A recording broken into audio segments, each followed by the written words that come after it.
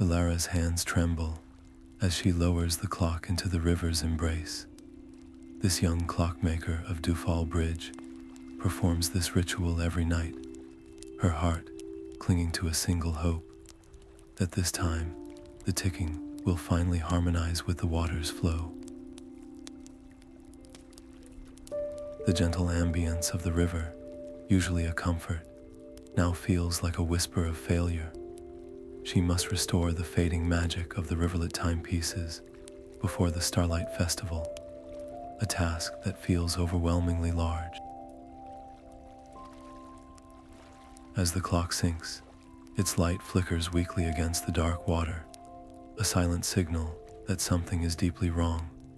By the end of this tale, you will discover how a seemingly simple craft can hold the key to healing an entire world's connection to time itself. What ancient pact between maker and river has been broken, and what personal cost will be demanded to mend it? Where are you listening from right now, and what is the hour where you are? What does true harmony between human hands and the natural world truly sound like? The light within the clock's glass casing stutters, a frantic heartbeat against the dark water. Elara's breath catches as she lifts the timepiece from the river, her fingers numb with more than just the cold. Water droplets trace paths like tears down the brass, and the glow within does not steady. It pulses weak and irregular, a visible sign of a rhythm broken. This is no simple flaw, it is a sickness in the mechanism. Without a second thought, she kneels on the damp stones of Dewfall Bridge, the moon her only lamp. Her toolkit, worn smooth by generations of hands, opens with a familiar click. One by one, she begins to take the clock apart, each tiny gear and spring laid out with reverence on a soft cloth. Under the pale light, the truth reveals itself. A single pinion gear, smaller than her smallest fingernail, sits a fraction out of true alignment. It is a mistake born of rushing, a tiny error with monumental consequences. A shadow of movement draws her eye. Old man Hemlock, seated with his fishing line at the far end of the bridge, shakes his head slowly. The river is growing impatient. He mutters, his voice a dry rustle that carries clearly on the night air. The words land like a physical weight on Elara's shoulders. Her doubt swells, fed by the whispered rush of the water below, which now seems less a melody and more a murmur of discontent. The thought of the entire town gathering for the Starlight Festival, their faces falling as the river remains dark, sends a jolt of pure fear through her. She cannot be the clockmaker who failed Dewfall Bridge. As if in answer, a new sound weaves itself into the river's flow, a faint, discordant hum that sets her teeth on edge. The magic is not just fading, it is unraveling. This simple misalignment is a symptom of a far deeper fracture. Pushing her fear aside, a new resolution crystallizes in her mind. The answer does not lie here with her tools, not anymore. She must find the source, the very first Riverlit clock, a story so old it has faded into myth. With hands that no longer tremble, Elara carefully reassembles the timepiece, packs her tools, and rises. The first light of dawn is still hours away, but her path is clear. She must go to the Forgotten Archive, the oldest building in town, where the secrets of the first clockmaker are said to sleep in dusty volumes. The journey for answers begins at first light. The first light of dawn painted the archive windows a pale gold as Elara pushed open the heavy oak door. Dust motes danced in the slanted beams, swirling around her as she moved through silent aisles of scrolls. and leather-bound volumes.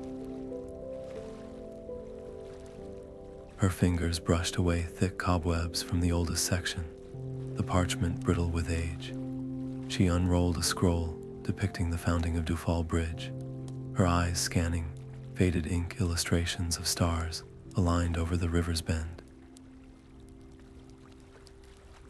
She searched for hours, the only sounds the soft rustle of paper and the frantic beat of her own heart. Then she found it, a fragmented passage that spoke not of a craft perfected, but of a bargain struck. The first clockmaker, a woman named Elara, had not simply built a clock. She had bargained with the river spirit itself for the secret of the first timepiece. The pact required a sacrifice, not of gold or labor, but of memory, a specific, cherished memory offered to the waters to seal the agreement. A cold dread settled in Elara's stomach. This was no simple inheritance of skill. Each clockmaker had to forge their own pact. But the scroll was damaged, the nature of the required sacrifice, described only as a whisper of what one holds dearest. The vagueness felt like a trap. Her mind raced. What memory could possibly be precious enough? The archive keeper, an ancient man who seemed as dusty as his charges, watched her from the doorway. Those who delve too deep into the old ways often lose their way, he murmured, his eyes clouded with a knowing sadness. The river's magic demands a price beyond your clever hands. Clutching hastily copied scrolls to her chest, Elara stepped back into the morning mist. Her path was no longer about fixing gears. It was about understanding a language older than words. She would seek out Melody, the reclusive lute player who lived downstream, the one person said to still understand the river's true, ancient songs. Downstream, the willows wept their long branches into the water, and there, nestled in their green cathedral, Elara found Melody.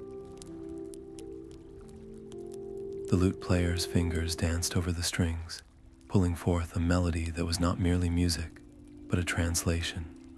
It held the river's rush, the gurgle of deep pools, and the soft sigh of water caressing stone. Elara waited, the scrolls feeling heavy in her hands, until the final note faded into the ambient sound. When she stepped forward and unrolled the fragile parchments, her words tumbled out in a desperate rush, explaining the broken pact and the whisper of a required sacrifice. Melody listened, her eyes as deep and still as the river itself. She traced the faded ink with a callous fingertip. "The river does not speak in words," she said softly. "It speaks in rhythm. I can teach you its language, but your hands must learn to listen before they can speak." She pointed to her lute. "Craft me a timepiece, no larger than a sparrow's egg, that can keep time with my melody." Not just the beat, but the feeling. Its pendulum must sway with the sorrow of the minor keys and leap with the joy of the major ones. The challenge struck at the very core of Elara's being. Her craft was one of precision, of measured angles and exact weights. This demand was for something fluid, intangible. For the rest of the afternoon, the grove was filled with the clash of two disciplines. The metallic whisper of files and the soft plink of tiny gears, meeting Elara's workbench, fought against the ebb and flow of Melody's lute. Elara's frustration grew with each failed attempt. A clock she built to a perfect mathematical rhythm sounded cold and mechanical next to the lute's soulful song. The friction was palpable, a silent battle between the logic in her head and the intuition she was being forced to find in her heart. Pushing her pride aside, Elara closed her eyes. She stopped trying to calculate and instead began to feel. She let the music wash over her, noticing how a phrase would linger like an eddy before tumbling forward into the next. She abandoned her rigid plans and began to shape a new clock from a sheet of thin copper, its shell formed by feel rather than by rule. She adjusted the pendulum's weight not with a scale, but by intuition, until it hung with a promise of fluid motion. As the sun began to set, painting the sky in hues of orange and violet, she held out the finished piece. The tiny copper clock gleamed in the fading light, a humble offering. Her entire quest and the fate of Dewfall Bridge now rested on the resonance between her creation and the lute player's next note. Melody's fingers brushed the strings, releasing a melody that flowed like the river itself, gentle and unhurried. Elara held her breath, the tiny copper clock cradled in her palm. For a moment, nothing happened. Then, the clock's delicate pendulum began to sway, hesitantly at first, as if testing the air. Its ticking, once a sharp, solitary sound, softened and stretched, weaving itself into the spaces between the lute's notes. The rhythm was no longer mechanical. It breathed with the music, rising and falling in a perfect, living harmony. A warm, honey-colored light bloomed within the clock's casing, steady and strong, casting a soft glow on their faces. From the river nearby came a low, resonant hum, and the water began to shimmer, as if dusted with liquid starlight. The very air felt charged with a quiet, profound approval. A wave of triumph washed over Elara, so potent it made her knees feel weak. She had done it. She had bridged the gap between rigid craft and fluid song. But the victory was instantly shadowed by a cold spike of anxiety. This small success was proof. The ancient way was real, and she was now walking its path, a path that led directly to the spirit's bargain. The river's pleased hum was a reminder that its attention was now firmly upon her. Emboldened by the glowing clock in her hand, Elara turned to melody, her voice barely a whisper. Please, teach me the old songs, the ones that speak of the first clockmaker's pact. I need to know the true terms. Melody's expression grew solemn. She lowered her lute. To learn those songs is to open your soul to the river's voice, she warned. You will not just hear its music. You will feel its ancient loneliness, its deep sorrows, its fleeting joys. It will know your heart as you know its currents. The connection is a two-way stream. This was the true danger, far greater than a misaligned gear. It was the risk of being overwhelmed by a consciousness as vast and ancient as the landscape itself. Yet Elara nodded, her resolve hardening. She had come too far to turn back now. As twilight deepened into a star-dusted night, they sat by the water's edge. Melody began to sing, her voice a low, haunting thread in the darkness. It was the lament of the first clockmaker, and the tune seemed to draw the warmth from the air, leaving a chill that had nothing to do with the evening breeze. The words of the lament coiled around Elara like the evening's chill mist. Melody's voice did not sing of a forgotten chore or a lost tool. It sang of a moment, a single, crystalline memory of pure joy, willingly given. Lyra, the first clockmaker, had opened her own heart and offered its brightest spark to the river. That spark became the first light within the first clock, a piece of a soul powering the wonder of Dewfall Bridge. The truth struck Elara with the force of a physical blow. This was no vague whisper. It was a precise and terrible transaction. To renew the magic, she would have to pay the same price.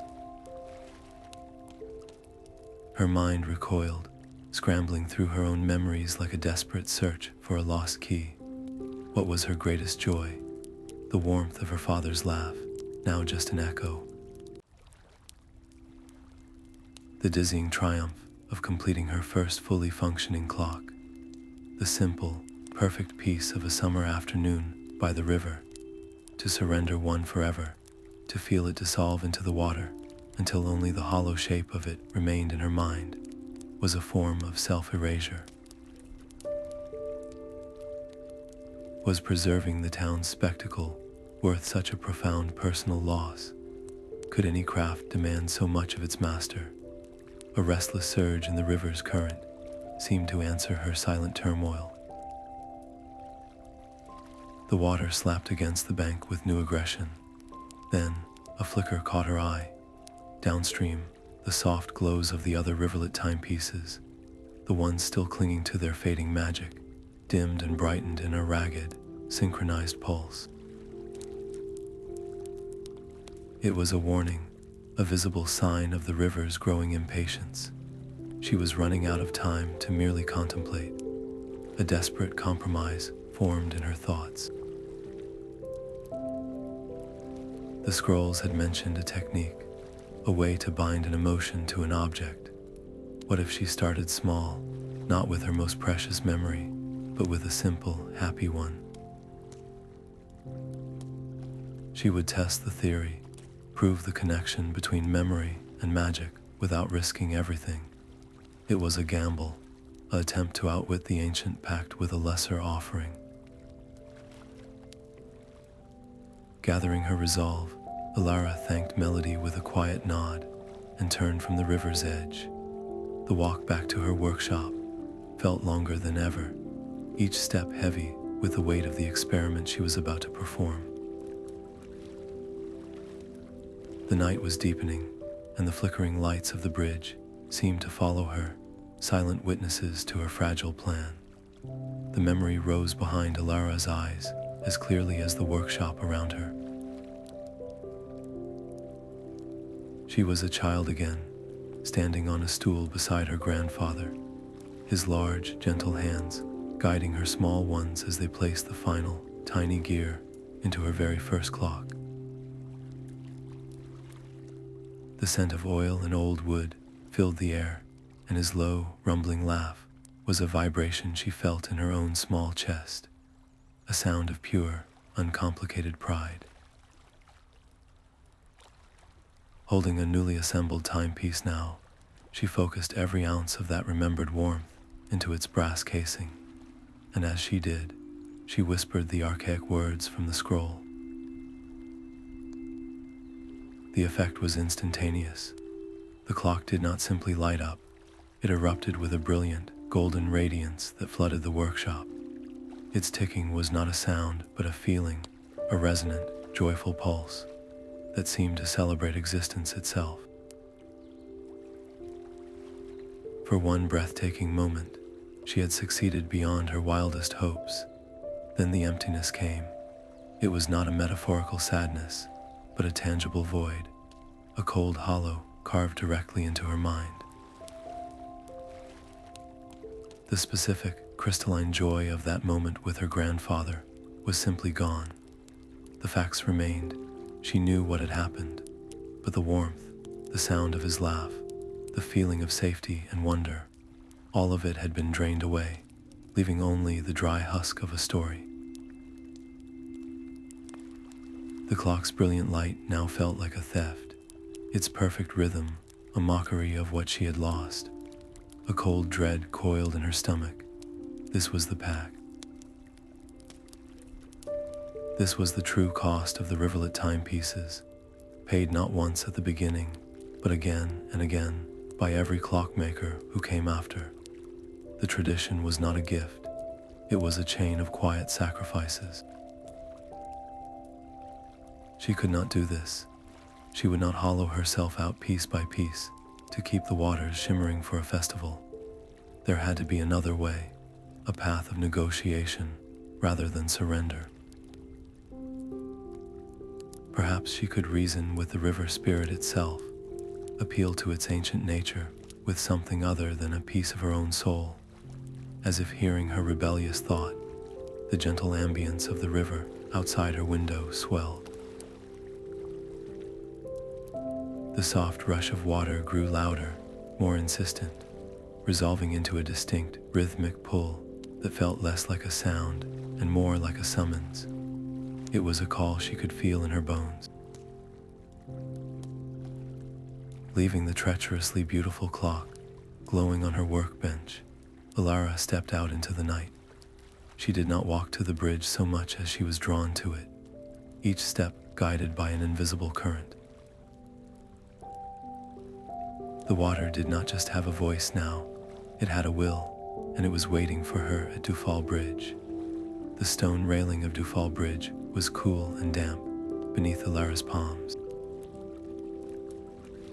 She leaned into the silence, the river's usual murmur hushed as if the night itself was holding its breath. The formal phrases from the Lament felt foreign on her tongue, archaic words that tasted of deep water and old stone.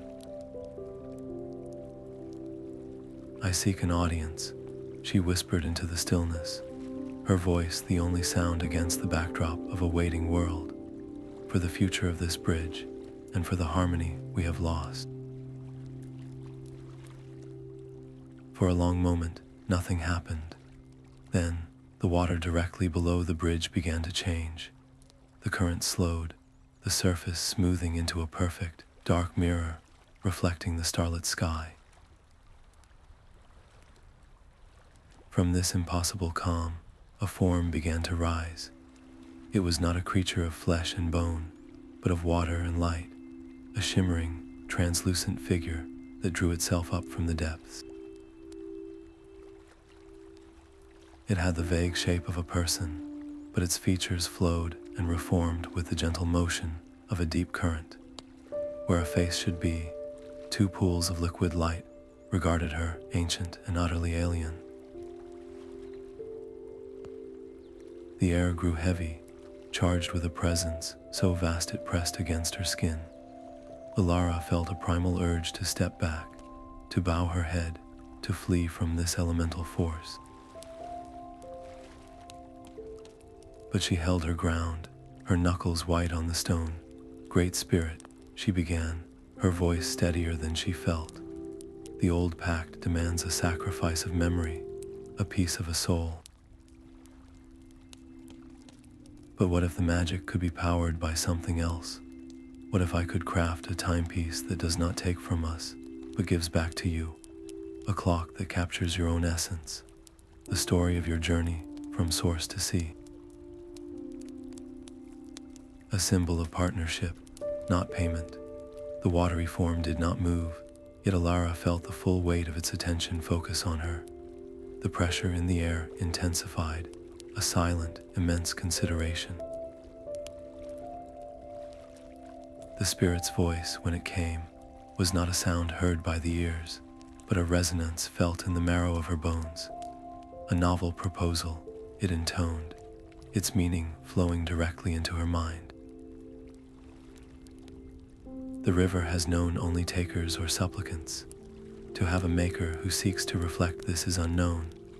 There was a long pause, filled only by the faint, musical drip of water from the spirit's form. "Your words are bold, little maker, but words are currents on the surface. Prove the depth of your commitment." The spirit extended a shimmering, liquid hand, gesturing north toward the distant mountains. "By the dawn's first light, you must bring me 3 components from my own source. A droplet from the heartspring, where the water is born, a stone smoothed by eternity from the deepest pool, and a single thread of starlight, captured where the current first touches the sky. Succeed, and we shall discuss your new bargain. Fail, and the magic of Dewfall Bridge will fade with the coming sun, and your own connection to the flow of time will be severed forever." The challenge was impossibly vast, the distance alone a journey of days, not hours, but the spirit's presence began to recede, its form melting back into the dark water, leaving the river to resume its flow as if nothing had happened. Elara did not hesitate.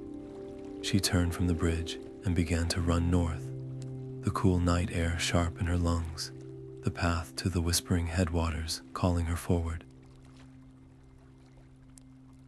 The riverbank path was a ribbon of shadow, lit only by the failing glows of the timepieces Elara passed. Each one was a silent plea, their ticks a metronome, counting down the moments until dawn. With every step away from Dewfall Bridge, the familiar night sounds of crickets and rustling leaves faded, swallowed by an unnatural hush. Soon, the only sounds were the relentless rush of the river and the frantic drumming of her own heart. Fatigue was a heavy cloak on her shoulders, and fear was a cold stone in her stomach. The trail narrowed until it was little more than a slippery ledge above the churning water. To continue, she had to cross a series of moss-slick stones, the current pulling greedily at her boots. Her mind, trained for precision, seized on a solution. She closed her eyes, listening not to her fear, but to the rhythm of the water hitting the rocks. She began to treat the river itself as a vast, intricate clockwork, its surges and ebbs a predictable pattern. Timing her steps to coincide with the water's retreat, she moved across the stones with the delicate balance of placing a hairspring, her body becoming an instrument of the rhythm she sought to master. The air grew sharp and cold, biting through her clothes. Then she noticed a new wrongness. The steady tick of the pocket watch she carried began to stutter, speeding into a frantic whir before slowing to a deep, labored toll.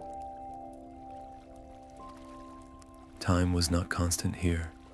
It was stretching and compressing like taffy, and the malfunctioning watch was a terrifying proof that the spirit's realm operated on laws far older than any she understood.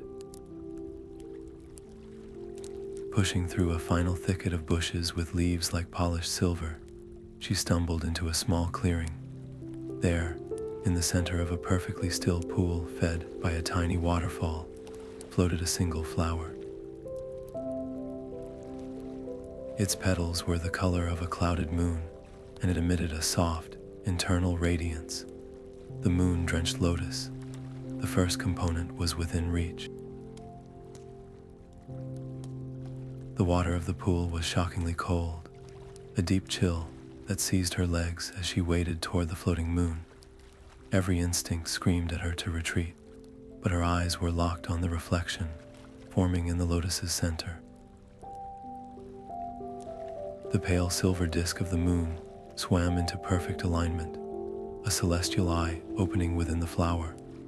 Her fingers, numb and trembling, closed around the stem at the precise second her timepiece ticked.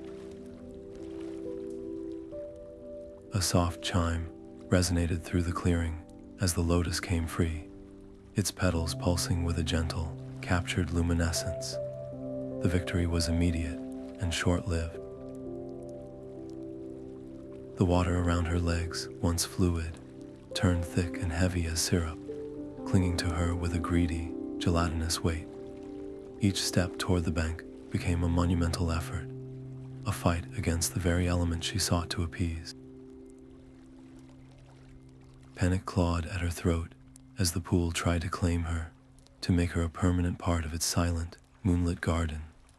Gasping for air, she stopped struggling and instead bowed her head toward the water. "Thank you for your gift," she whispered, her voice shaking with cold and reverence. The words hung in the air. For a breathless moment, nothing changed. Then the oppressive grip loosened, the water thinning back to its natural state, as if sighing in reluctant acceptance. She stumbled onto the bank, shivering uncontrollably, the humming lotus clutched tightly in her hand. One component was hers, but the effort had drained her body and spirit. The cold had seeped into her bones, a stark reminder that the river's tests were not merely physical puzzles, but trials of will and respect. Tucking the precious flower safely into her pack, she turned her face upstream. The river's song was clearer now, a stronger, more insistent melody pulling her toward the next unknown challenge, where a stone smoothed by eternity lay waiting in the dark. The river's song sharpened into a crystalline whisper, pulling Elara toward a fissure in the rock wall, veiled by a frozen waterfall. Inside, the air was a physical presence, so cold it stole her breath in plumes of silver. The cavern was a sanctuary of silence, save for the steady plink, plink, plink of water dripping from a ceiling fringed with icicles. Each drop fell into a small stone basin, freezing instantly into a perfect, pearl-like bead that emitted a single, pure note as it formed. These were the frozen tears, and their music was heartbreakingly fragile. Her task was clear. She had to collect 3 tears whose chimes resonated in harmony. The challenge was one of listening, not force. Her numb fingers fumbled with a small copper vial as she approached the basin. She reached up, gently tapping a long, elegant icicle. A tear formed and fell, chiming a high, lonely a sharp. It was beautiful, but alone. She tapped another, producing a deeper, warmer sea. The notes clashed, a discord that made the very walls of the cavern shudder, sending a fine dusting of ice crystals onto her shoulders. The wrong choice had physical consequences. This was a test of attunement, and failure was not an option. Her hands were becoming clumsy blocks of ice, the delicate sensitivity needed for the work fading fast. Panic began to whisper at the edges of her mind. Then she remembered.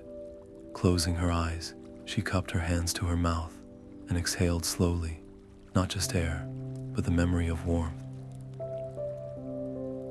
She pictured the crackling fire in her workshop hearth, the way its heat would seep into her bones after a long day of precise work.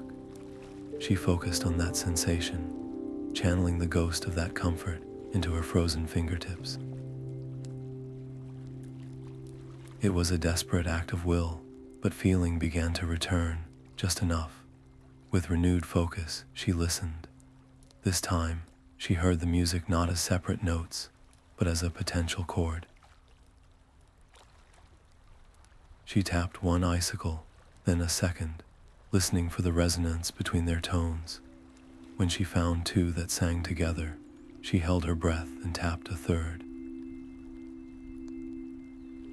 The 3 chimes rang out in succession, and instead of discord, they blended into a perfect, resolving triad that hung in the frigid air. Her hands, now steady, darted out, catching each pearlescent tear in the copper vial before they could touch the stone. As the 3rd tear landed, the entire cavern erupted in light. The walls, which had seemed like sheer ice, now glowed from within, revealing intricate carvings that had been hidden for ages. She saw figures with tools like her own, faces etched with determination and wonder, a procession of clockmakers stretching back through time.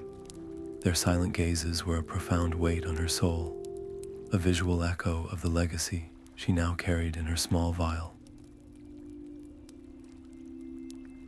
The river was not just testing her skill, it was reminding her that she was part of a lineage far greater than herself.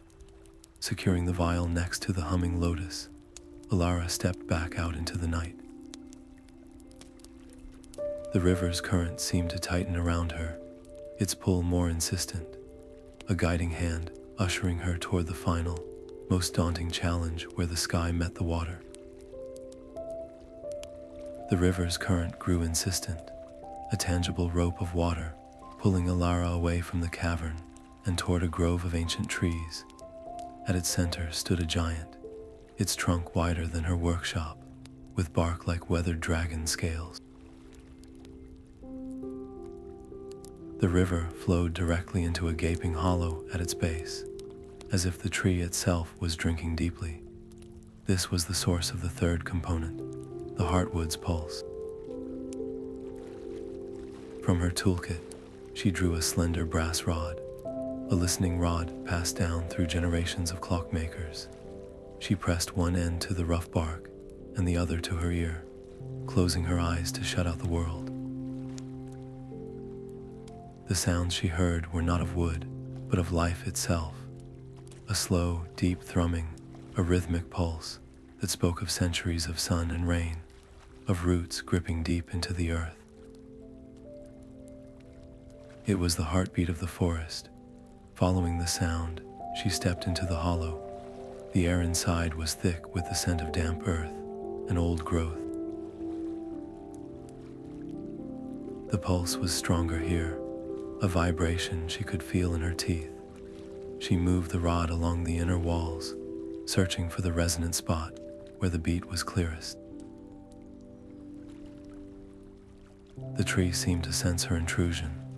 A low groan echoed through the hollow, and the gnarled roots beneath her feet shifted subtly, twisting to conceal the very rhythm she sought. She had to work quickly, but with reverence. Her promise was a whisper in the fragrant dark. Your pulse will not be lost, great one. It will live on. It will mark time in a clock that sings of this forest, that honors your strength and your silence. The words hung in the air. For a tense moment, the roots grew still. Then, as if accepting her vow, they relaxed their grip, revealing a patch of wood that glowed with a soft, internal warmth.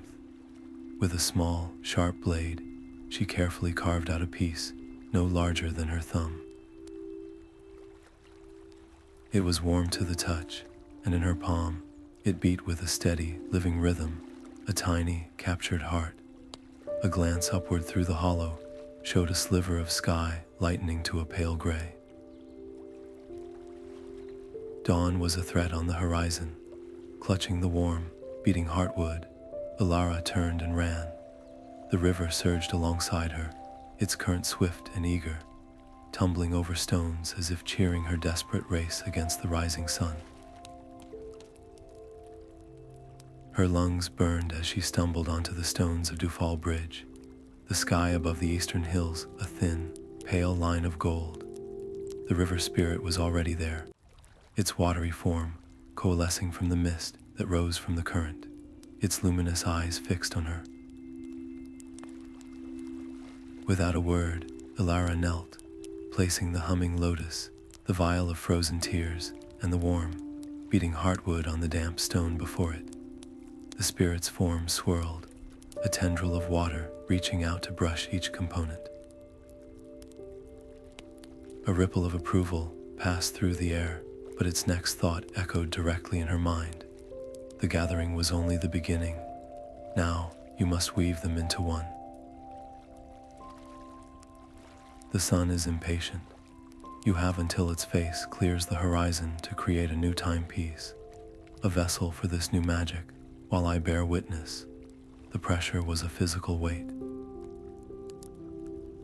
Elara's hands, still numb from the cold and trembling from exhaustion, flew to her toolkit. She could feel the spirit's gaze, an ancient, unblinking scrutiny that made every movement feel clumsy and exposed. From the corner of her eye, she saw the gentle glows of the other riverlit clocks along the bridge rail begin to falter, their light softening from a steady gleam to a sickly flicker. Each dimming pulse was a second lost, a reminder that the town was waking to a magic that was dying with the night.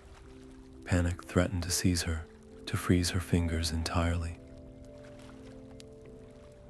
Then she closed her eyes, shutting out the spirit, the fading lights, the impending dawn. She listened only to the river. She let its timeless rhythm, the rush and pull that had been her constant companion, flow up from the stones through her feet and into her hands. Her breathing slowed to match the water's cadence. When she opened her eyes again, her movements were no longer frantic, but fluid. She was not just building a clock, she was conducting the river's song. The copper shell became a basin to cradle the lotus, its petals pulsing in time with her own heartbeat. She carefully placed the frozen tears into a tiny, clear chamber that would act as the pendulum, their harmonic chime, now a silent potential. And into the very core, she set the piece of heartwood, its steady, living pulse the new mainspring of the device. As the first brilliant ray of sunlight crested the hill, striking the bridge with a blade of pure gold, Elara slotted the final, tiny pinion gear into place. She lifted the completed timepiece, its surface gleaming in the new light. It felt alive in her hands, warm with the heartwood's pulse, shimmering with the lotus glow, and waiting for the pendulum's swing to release the music of the frozen tears. She held it out toward the shimmering form of the spirit, her own breath held in a silent question.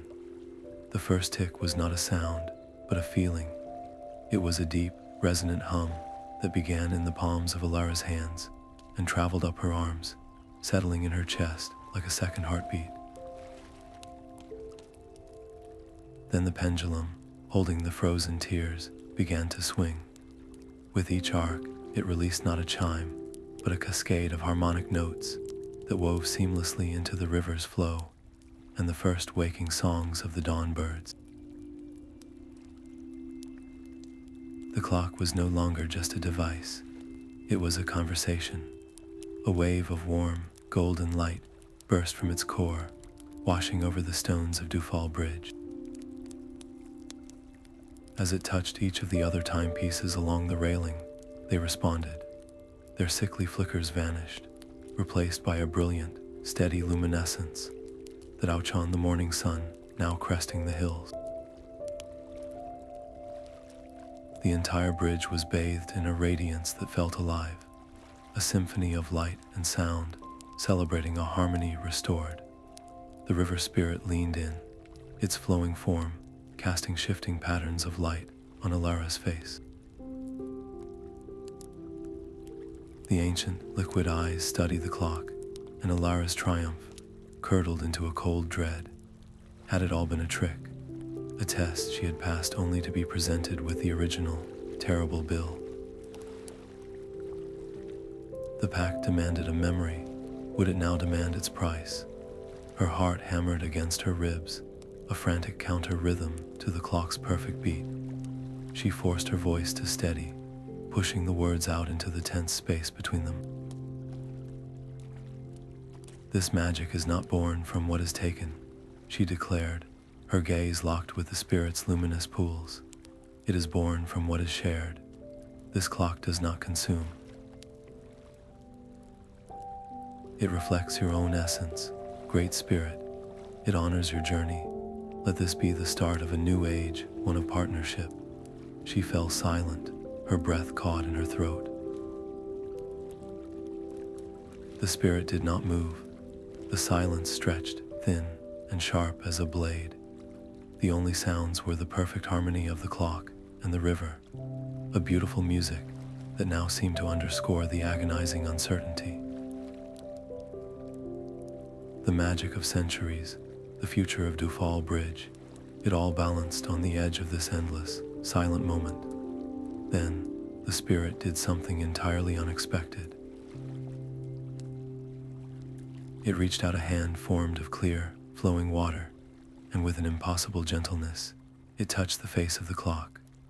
Where its fingertip met the metal, a soft, eternal glow bloomed from within the mechanism, a light that held the deep, abiding patience of the river itself. The river spirit's touch lingered on the clock's face, and its voice flowed into her mind, not as a command, but as an agreement. The old pact is dissolved. From this day, the light of Dewfall Bridge will be born from harmony, not sacrifice. The shimmering form began to recede, but not before bestowing a final gift. You are no longer merely a clockmaker. You are the guardian of the flow, the first of a new line. The weight of the title settled on Elara's shoulders the moment the spirit vanished into the current, a mantle of responsibility that was both heavy and liberating. The relentless cycle of loss that had haunted generations was finally broken. A profound relief washed through her, so pure it felt like a new kind of magic. As the sun climbed higher, the villagers began to gather on the bridge, their murmurs of awe blending with the clock's harmonious song. They saw not just the restored brilliance, but a new depth in the light, a warmth that seemed to acknowledge their presence. Their faith, which had wavered like the failing glows, was now restored and deepened into something stronger than tradition. It was a shared understanding that they were witnessing a new beginning. While the celebration swirled around her, Elara's mind was already turning to the future. She made a silent vow. She would not let this new way be forgotten or fade into another myth. Returning to her workshop, she took out a fresh sheet of parchment and began to write. This would not be a scroll of fragmented, cryptic instructions, but a clear guide to the method of harmonious creation. She detailed how to listen to the river's rhythm, how to craft not with rigid calculation, but with intuitive feeling, and how to seek components that reflected the world's own beauty. This new scroll would be placed in the archive for all who came after, a testament that the greatest magic comes from partnership, not payment. The river outside her window flowed on, a partner now rather than a master, and Elara knew with quiet certainty that her most important work was just beginning. That evening, as the stars pricked the velvet sky, the Starlight Festival began not with a speech, but with a sound. The new timepiece, placed at the center of Dewfall Bridge, began its work. Its ticking was a deep, resonant heartbeat that wove through the lively music of lutes and flutes, and the river's own rushing song. The light it cast was not a cold, distant gleam, but a warm, golden radiance that seemed to breathe in time with the celebration. As villagers laughed and danced, a remarkable thing happened. The other riverlit clocks along the bridge began to pulse in perfect rhythm with the joyous noise, their glows brightening with each burst of laughter and softening with each gentle melody. The air itself shimmered with a magic that felt alive and responsive, an atmosphere of unified celebration that had never been achieved before. For a fleeting moment, Elara felt a familiar hollow ache, the ghost of the memory she had surrendered in her workshop. It was the echo of her grandfather's laugh, now just a silent fact in her mind. But as she watched a child's face light up with wonder at the dancing lights, the sharp edge of her personal loss was soothed by the overwhelming tide of collective happiness surrounding her. When old man Hemlock, his usual skepticism replaced by awe, asked how she had accomplished this miracle, Elara did not shy away. She stood before her community and shared the entire story. She spoke of the spirit's challenge, the impossible components, and the new bargain of partnership she had forged. Her words painted the river not as a demanding deity to be appeased, but as an ancient friend whose song they had finally learned to join. The successful festival did more than entertain. It transformed the town's very relationship with the magic in their midst. It solidified Elara's role as the guardian of the flow, a title earned not through solitary sacrifice, but through courageous connection. As the last embers of the celebration glowed and the villagers drifted home, their voices soft and happy, Elara walked back to her workshop. The quiet within its walls was no longer lonely. She lit a single lamp and unrolled a fresh sheet of parchment, her mind not on the memory she had lost, but on the future she was now tasked with building. The knock on her workshop door the next morning was hesitant, yet full of a hopeful energy Elara had almost forgotten. Opening it, she found a young boy named Leo, clutching a small, crudely carved wooden clock, his eyes wide with a mixture of awe and sheer terror. He had heard the stories of the festival and the new guardian of the flow, and he had come to ask the question she had been silently preparing for. Could he learn?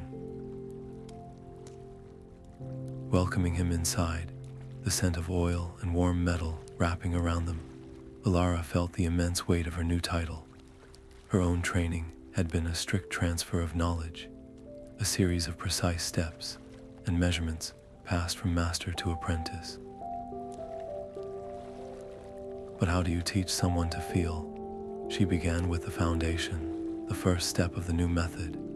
You must learn to listen to the river, not just hear it, she explained, her words feeling clumsy and inadequate.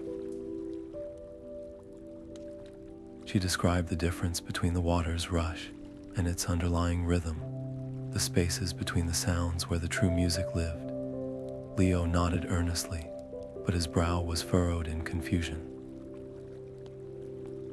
He was trying to analyze, to break the river's song into parts he could understand, the very opposite of what she was asking. The conflict was immediate and profound.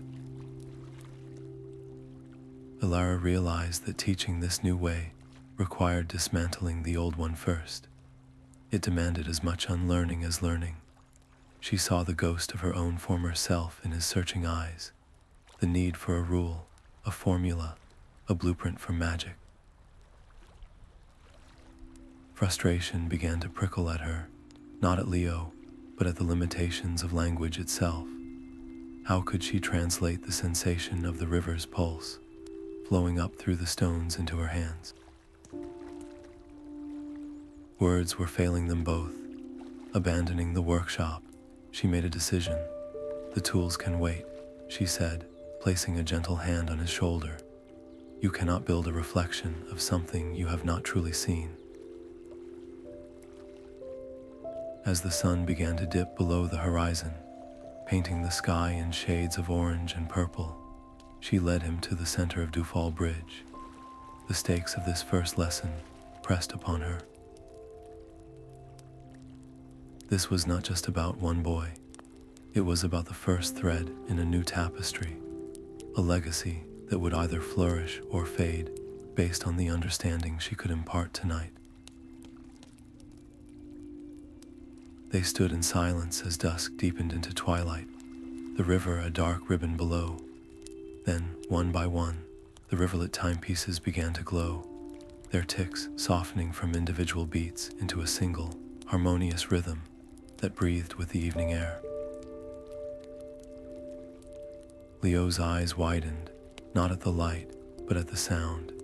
He was listening, and in the space between the ticks and the water's flow, the first true lesson began. Close your eyes, Elara instructed, her voice a soft murmur beside the rushing water. Do not try to understand the river, just listen. Let the sound fill you up. She watched as Leo's small frame tensed with the effort of concentration, his brow furrowed. For a long time, there was only the separate noise of the river's rush and the clock's steady ticking, two distinct rhythms vying for attention. Elara held her breath, the familiar doubt creeping in. This attunement was a delicate, intuitive thing, a language of feeling not easily taught. What if Leo, for all his eagerness, simply could not hear it? What if her new way of guardianship was destined to be a solitary path, understood by only a chosen few? The weight of that possibility felt heavier than any gear or spring. Then she saw it, The tension in Leo's shoulders melted away.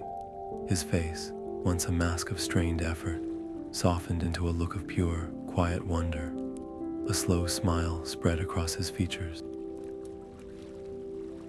"I can feel it," he whispered, his eyes still closed. "It is like a heartbeat, a big, slow heartbeat underneath everything."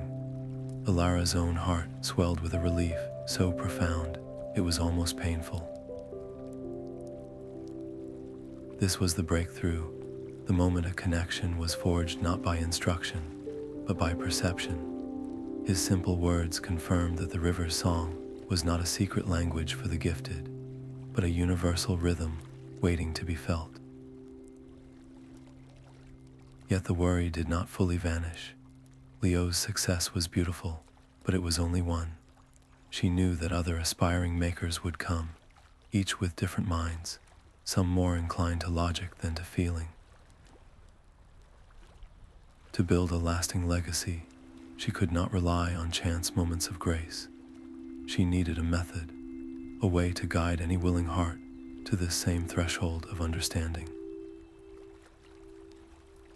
Right there, with the river's approving murmur in her ears, she began to mentally craft a series of exercises, simple practices to quiet the busy mind, to differentiate the layers of sound, to help others find that point of harmony where two rhythms become one.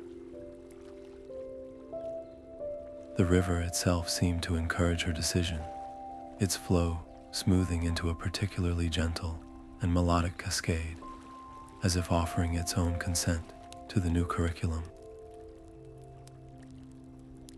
Filled with a renewed sense of purpose, Elara placed a hand on Leo's shoulder. "Come," she said, her voice warm with encouragement. "Let us go to the workshop." Before the feeling fades, I want you to draw the very first design that comes to your mind. A clock shaped not by rules, but by the heartbeat you just discovered. The charcoal stick felt clumsy in Leo's small hand, but his lines on the parchment were surprisingly fluid. He did not draw gears and springs, but the gentle curve of the riverbank and the soft arc of a water droplet. Elara watched, her own fingers itching to correct the proportions, to guide his hand toward the precise angles and measured spacing that defined a reliable mechanism. This was the new tension, a quiet battle between her ingrained need for order and the raw, intuitive creativity she was trying to nurture. She pointed to a sweeping line meant to be the pendulum's path. "That is a beautiful flow," she said gently, "but for it to swing true, the anchor point here must be perfectly centered. See how it wants to pull to the left." Her touch was light, a suggestion rather than a command, as she showed him how to find the balance point. Leo nodded, his tongue caught between his teeth in concentration, and carefully reinforced the line. The resulting sketch was a strange and wonderful hybrid, part river song, part clockwork logic. It was imperfect, full of smudges and hopeful inaccuracies, but it pulsed with a life that her own technically perfect blueprints had always lacked. A surge of pride, warm and unexpected, washed through her. This was the true magic, not just the crafting of a device, but the passing of a flame. As the afternoon light faded, Leo departed with a promise to return, the precious sketch left in Elara's care. She did not file it away with her other plans. Instead, she found a simple wooden frame and placed the parchment inside. Hanging it on the wall of her workshop, she saw it not as a flawed first attempt, but as a manifesto. It was a declaration that the craft was evolving, that the future of Dewfall Bridge would be built by hands that felt as much as they measured. The act felt monumental, the official beginning of a new lineage where harmony would be the first principle. With the workshop quiet once more, Her gaze drifted from the framed sketch to her own workbench, where a special project awaited. It was a timepiece unlike any other, its components gathered from the spirit's own source, destined not for the bridge, but for the river itself. The gentle glow of the riverlit clocks was a comfort at her back as Elara began her most personal project yet. On her workbench lay not brass or copper, but a rare, translucent stone she had found in the headwaters, smoothed by centuries of current. Her goal was to craft a timepiece that could live within the river itself, a permanent gift of gratitude to the spirit. This was not a pact or a bargain, but an offering of pure friendship, a symbol of the new harmony she hoped to solidify. The design was a delicate marvel, a sealed chamber to house the mechanism, with a pendulum that would swing freely in the water's embrace. The true heart of the clock, however, was a tiny, crystal vial. Inside it, she carefully placed a single, everlasting droplet from the heartspring, a precious token from her impossible journey. By incorporating this piece of the river's own origin into the clock, she was weaving its essence directly into the gift, making it a part of the flow forever. The complexity of the task was immense. Every seal had to be perfect, every gear specially treated against the relentless patience of water. A single flaw, a minute gap no wider than a hair, would allow moisture to seep in and silence the music within hours. Elara worked through the night, her movements precise and tireless. The familiar scent of oil and metal filled the air, but her focus was different now. It was not driven by fear of failure or the weight of tradition, but by a deep, quiet desire to give something beautiful back. Each tiny gear she set in place felt like a word in a silent promise, a vow that the connection between maker and spirit would not be fleeting. The stakes of this quiet act felt higher than any festival. If she succeeded, this gift could become an anchor point, a testament to cooperation that would encourage the spirit's goodwill for generations to come. Failure, while not catastrophic, would feel like a missed opportunity to deepen a bond still so new and fragile. As the first hint of dawn tinged the sky, she slotted the final, minuscule gear into its housing and gently tipped the completed clock. It was heavier than it looked, the stone cool and solid in her hands. She held her breath, listening. From within the sealed chamber came a soft, steady tick, a sound that promised to hold its own against the river's song. A soft, blue light emanated from the heart of the mechanism, pulsing in time with the captured droplet from the source. It was alive. It was ready. Cradling the clock carefully, she stepped out of her workshop and walked toward the river. The water along the bank seemed to stir, the current shifting subtly, creating a small, quiet eddy near the base of Dewfall Bridge. It was a perfect, sheltered spot, and it felt less like a coincidence and more like an invitation. The cool water swirled around her ankles as Elara carefully waded into the sheltered eddy.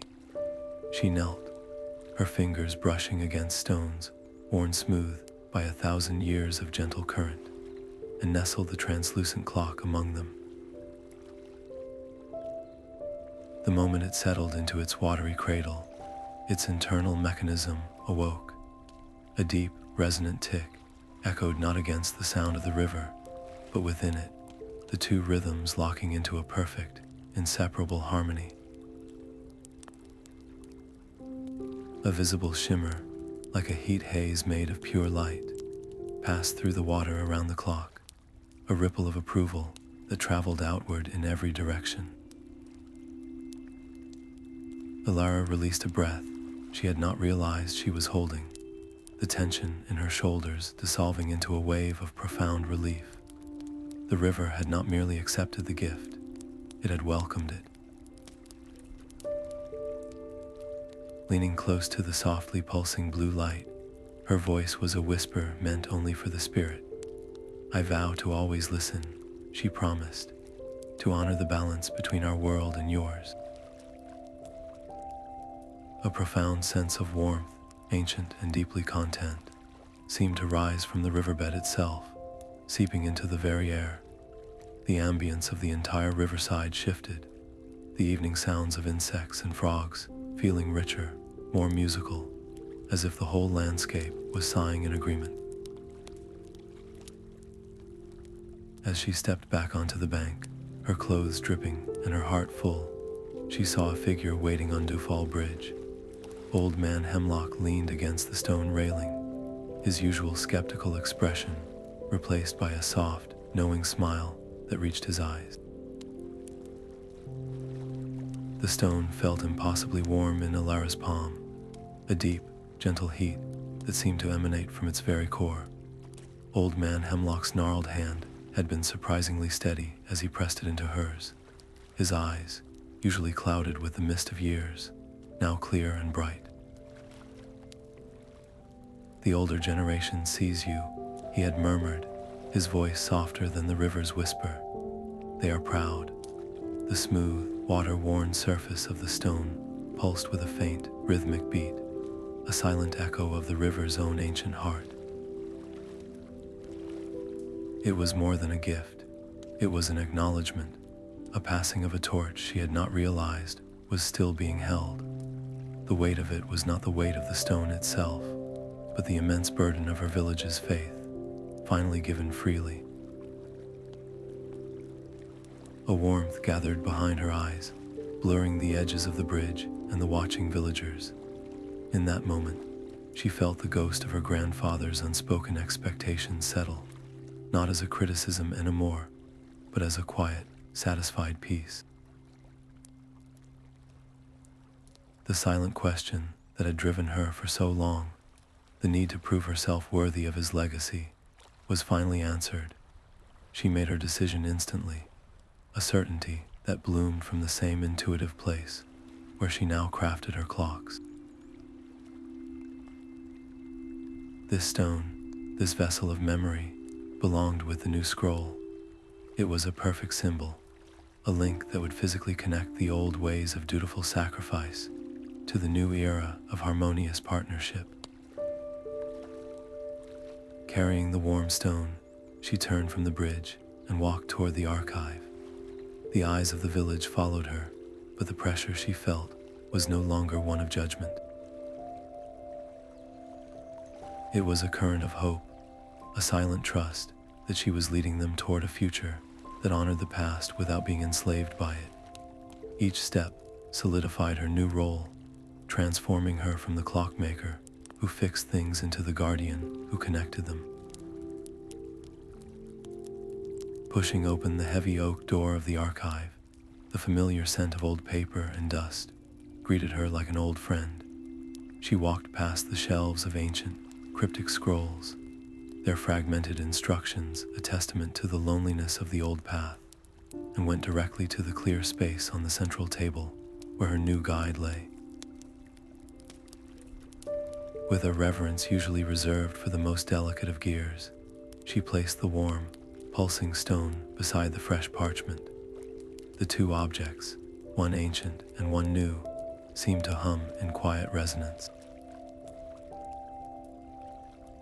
The stone was the heart of the old tradition, its endurance, and the scroll was the bright, clear map for the new.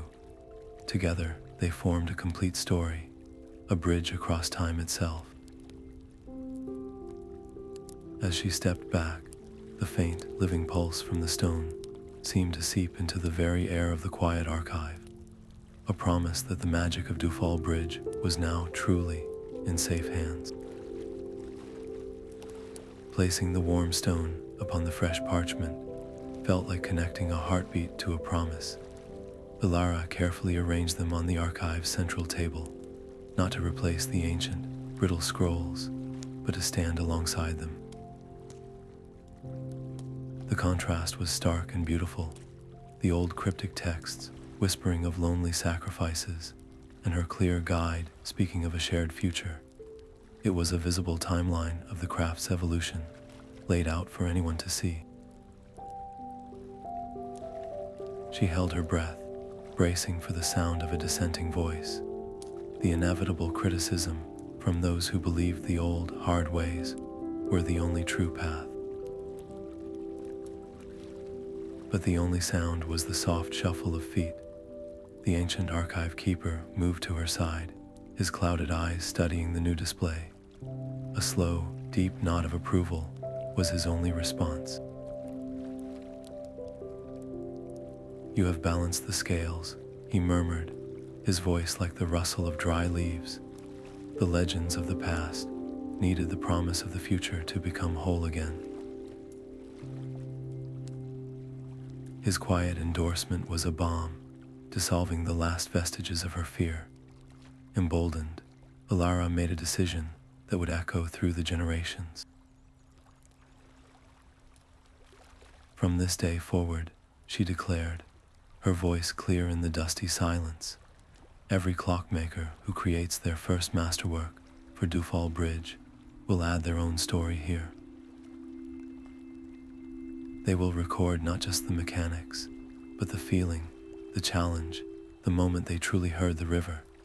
This simple rule would ensure the archive would never again grow stagnant. It would become a living, breathing record, a tapestry woven from countless individual experiences, adaptable and resilient enough to guide the craft through any future change.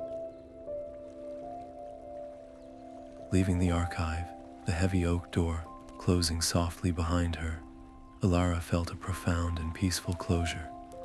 The frantic quest to save the magic, the weight of her new title, it all settled into a quiet certainty. A new chapter was beginning, not with a dramatic challenge, but with the patient, steady work of nurturing the seeds she had just planted. The path ahead was one of gentle guidance, of listening not only to the river, but to the hopeful hearts of those who would follow.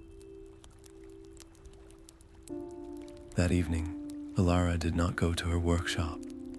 Instead, she found herself drawn back to the center of Dewfall Bridge, sitting on the cool stone with her back against the railing. For the first time in what felt like a lifetime, there was no clock to mend, no component to gather, no desperate bargain to strike. There was only the sound.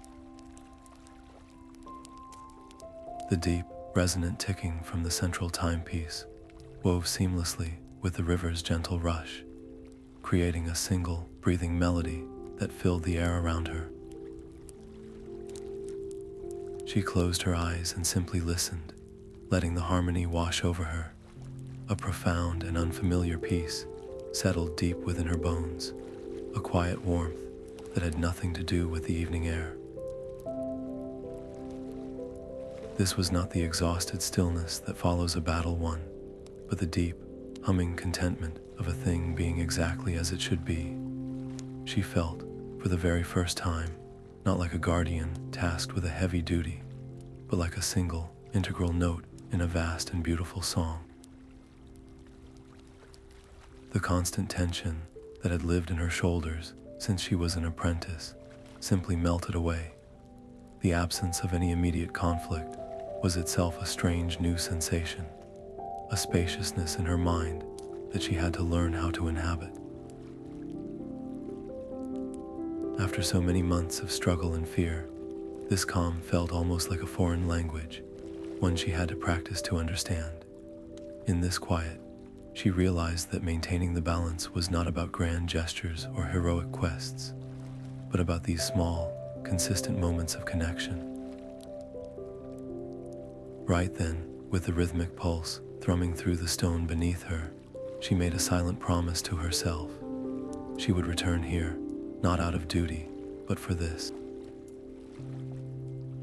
She would make this listening a regular ritual, as essential as sharpening her tools or winding a clock. This would be her way of monitoring the health of the magic, a personal gauge that would tell her more than any inspection of gears ever could. It was a vow to never take the hard-won harmony for granted. As the first stars pricked the deep violet sky, their faint light reflecting in the dark water, Elara rose. Her heart felt light, unburdened, and her mind was clearer than it had been in years. She walked home, not with the weight of the world on her shoulders, but with the gentle rhythm of the river and the clocks echoing inside her. A quiet music that promised tomorrow would bring its own simple, ordinary wonders. A week later, Leo's small hands trembled only slightly as he held the tiny, finished clock. Its casing was a simple circle of polished river stone, and its gears, though not perfectly aligned by a master's measure, were set with a care that spoke of genuine feeling. Under the soft lamplight of the workshop, Elara gave a single, firm nod. "It is time," she said, her voice a calm anchor in the sea of his nervous excitement. The walk to Dewfall Bridge felt longer than usual, the night air thick with anticipation. Leo clutched the timepiece to his chest, as if it were a fledgling bird, his eyes wide and fixed on the dark water ahead.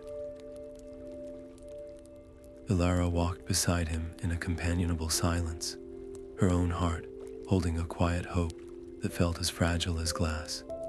She remembered the crushing weight of her own first test, the fear that the river would find her work wanting.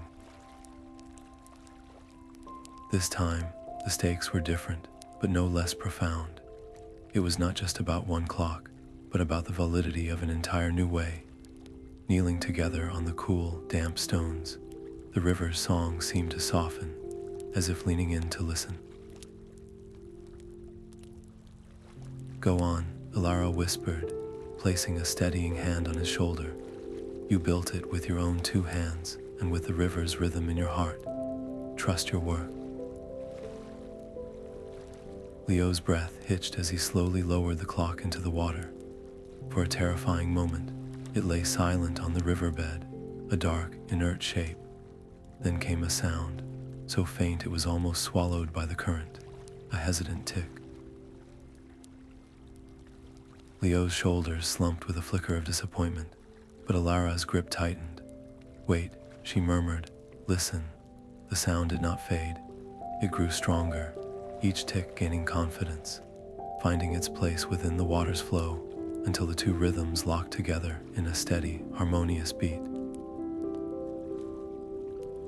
A soft, buttery yellow light bloomed within the stone casing, glowing with a warmth that was both gentle and unwavering. It was not the brilliant gold of Elara's masterwork, but it was perfect.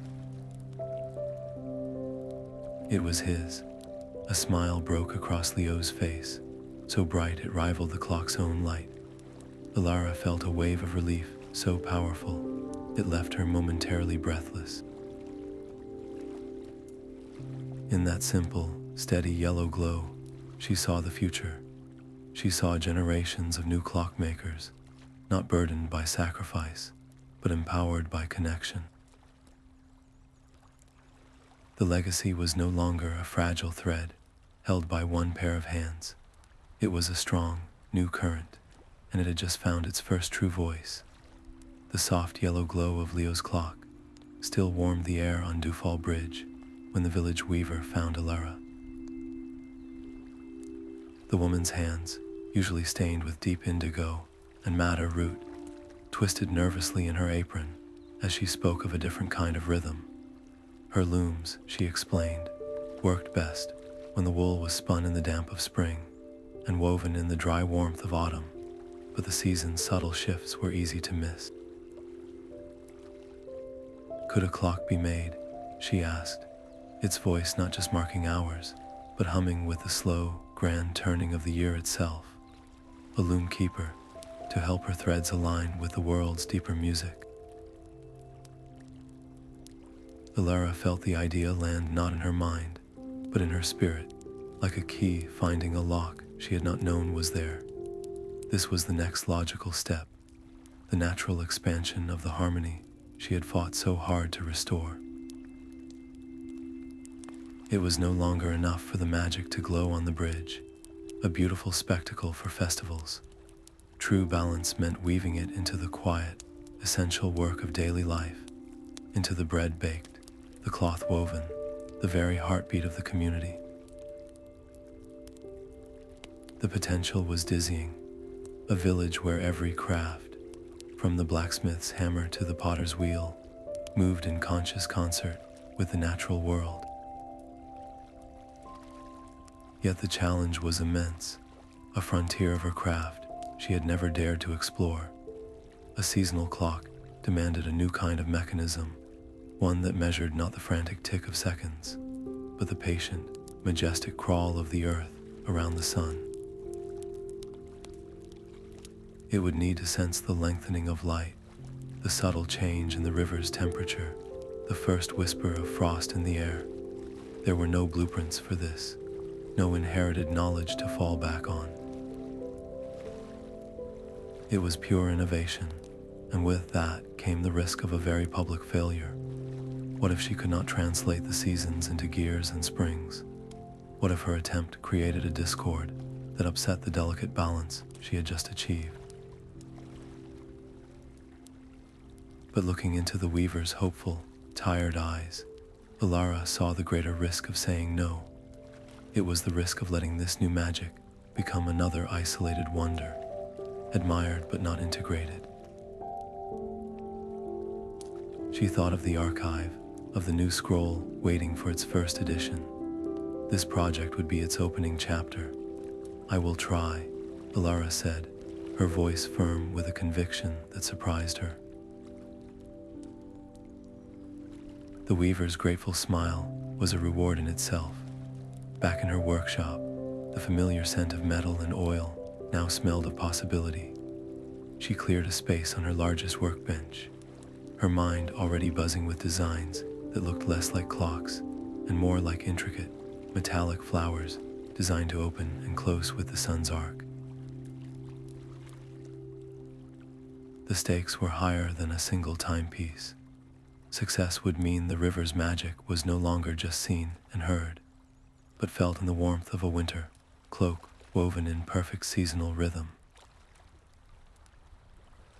It would bind the village together in a shared, silent understanding, making them all guardians of the flow. With a fresh piece of parchment before her, Elara picked up her charcoal stick, not to copy the past, but to draw the future. The first prototype was a humble collection of brass leaves and a delicate glass vial that wept with the morning dew. Elara and the weaver worked side by side, their collaboration a new kind of alchemy. The goal was not a loud announcement, but a quiet noticing, a mechanism that could sense the world's subtle shifts.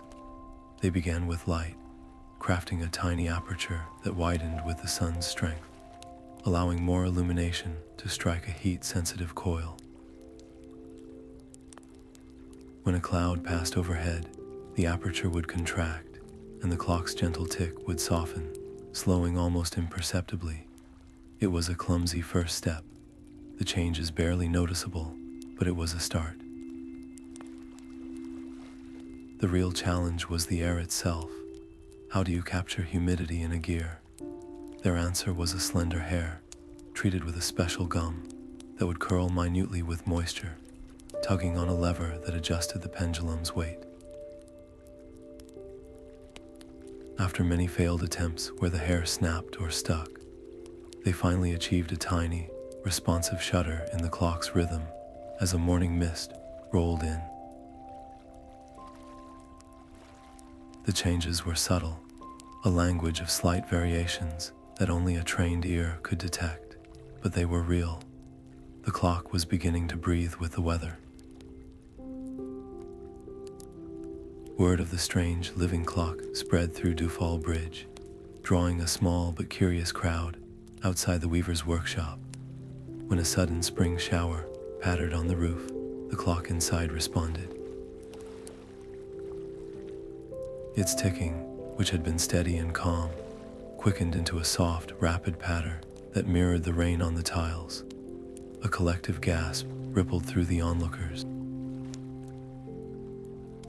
It was one thing to see the Riverlit Timepieces glow, a beautiful spectacle at a distance. It was another entirely to witness a practical tool, a Loomkeeper, listening to the sky. For many, it was a moment of pure wonder, but not for all. Old man Hemlock, though he had given Elara his stone of approval, stood with his arms crossed, his brow furrowed. "This is not the old way," he grumbled loud enough for others to hear. "We are weavers and clockmakers, not weather wizards. What good is a tradition if it becomes unpredictable?" His skepticism found a home in a few nervous nods. The fear was palpable, a worry that by weaving magic into the mundane, they were risking the purity of the craft itself, diluting a sacred wonder into a mere convenience. Elara heard the whispers, and she knew a private explanation would not be enough. The harmony she sought could not exist if it bred division. She announced a public demonstration at the next full moon, inviting the entire village to the weaver's shed. When the evening arrived, the space was packed, the air thick with anticipation and doubt. Elara did not stand behind a workbench filled with tools. Instead, she stood beside the working loom, with the new clock mounted above it. "Friends, neighbors," she began, her voice calm but carrying. "The old magic was born from a pact of sacrifice, a solitary burden. The new magic is born from a pact of partnership. It is not about controlling the weather, but about listening to it. A clock that slows for the rain is not being disobedient. It is reminding the weaver that the wool spun today will have a different character, that the cloth will be stronger if its creation respects the dampness in the air. This is not a dilution of tradition. It is an expansion of harmony, from the bridge into our very hands." As she spoke, a breeze swept through the open doorway, carrying the scent of night-blooming flowers.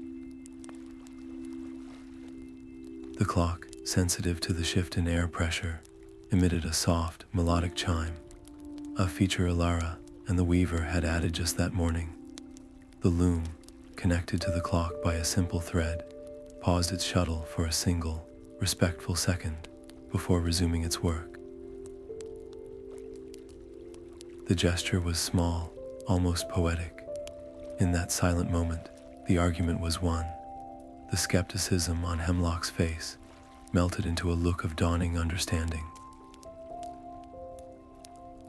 He saw not a disruption, but a deeper integration, a way for their daily lives to become a continuous, quiet conversation with the world around them. The village had not just accepted a new clock, they had embraced a new philosophy. Later, as the crowd dispersed, Elara watched the weaver at her loom. The shuttle clicked back and forth, its rhythm now intertwined with the gentle, living tick from the clock above. A passing cloud dimmed the moonlight, and the clock's pace softened ever so slightly, the loom slowing its dance in perfect sympathy. In that beautiful, mundane moment, Elara did not just see a successful invention. She saw a future where the baker's oven might hum with the sun's heat, where the carpenter's saw might respect the wood's moisture. She saw a village not simply living near a magical river, but a community where every craft, every trade, sang its own unique part in the river's eternal, harmonious tune. The next Starlight Festival arrived under a sky already shimmering with more than just stars. This year, the centerpiece of Dewfall Bridge was not a single clock, but a chorus of them. Alongside the familiar, harmonious glow of the Riverlit Timepieces stood Elara and Leo's new creations, the Loomkeeper clock, with its brass leaves and dewy vial, pulsed with a soft amber light that shifted subtly with the evening breeze. Nearby, a smaller clock designed to help the baker sense the perfect proving temperature for his dough emitted a warm, golden radiance. Each new timepiece was a quiet revolution, a demonstration that the river's magic could be a practical partner in the village's daily life. A wave of pure, unadulterated wonder washed over the crowd as they gathered. They did not merely watch the lights, they interacted with them. Children laughed as they blew on the Loomkeeper, delighting in the way its ticking quickened in response. The baker proudly explained how his new clock's gentle hum would guide his morning bake. The festival had transformed from a spectacle into a conversation, a celebration where innovation and tradition danced together under the starlight. For a fleeting moment, Elara felt a cold knot of anxiety tighten in her chest. Was this too much change all at once? Were they trading sacred mystery for mere novelty? But the anxiety melted away as she watched old man Hemlock, his hand resting gently on the Loomkeeper, nod slowly with a look of deep approval. The villagers' joyful reactions were not just acceptance, they were embrace. They saw their own lives reflected in the new magic, standing before her community, their faces illuminated by the living lights. Elara knew what she had to do. This fragile, beautiful harmony could not be left to chance or the life of a single guardian. Her voice, clear and steady, carried over the gentle ticking and the river's song. Tonight, we do not just celebrate the light, she announced. We commit to its future. I propose the founding of the Guild of Harmonic Makers, a place where any with willing hands and an open heart can learn to listen, to craft, and to add their own verse to this endless song. A cheer rose from the crowd, not of simple celebration, but of ratification. The Guild's establishment was more than a decision. It was a covenant. It guaranteed that the methods of partnership, of intuitive crafting, would be preserved, shared, and refined for centuries to come, protecting the magic from ever fading into lonely myth again. As the first firework burst overhead, a shower of emerald green, it did so in perfect time with the deep tick from the central bridge clock. The sky itself seemed to be keeping time with the river. Elara watched the colors bloom and fade, their silent explosions synchronized with the steady heartbeat of the world she had helped to heal and expand. Leo stood beside her, his face upturned and full of awe, a living symbol of the legacy now secured. The profound sense of accomplishment that settled over her was not about personal glory. It was the deep, humming peace of a bridge builder who knows their work will carry generations forward.